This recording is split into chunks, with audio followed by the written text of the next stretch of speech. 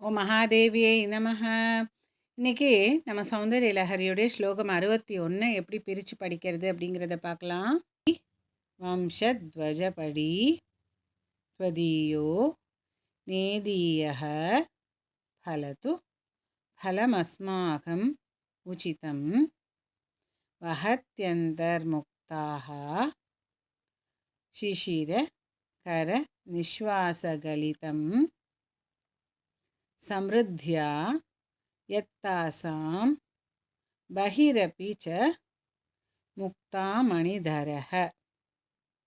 இன்னொரு தடவை இதை ராகமாக பாடிடலாம். असौ नासावंशः तुहिनगिरिवंशध्वजपडी त्वदीयो नेदीयः फलतु. இதன் முழு தொகுப்பிற்கு சேனலை சப்ஸ்கிரைப் செய்யவும். ஓ மகாதேவ்.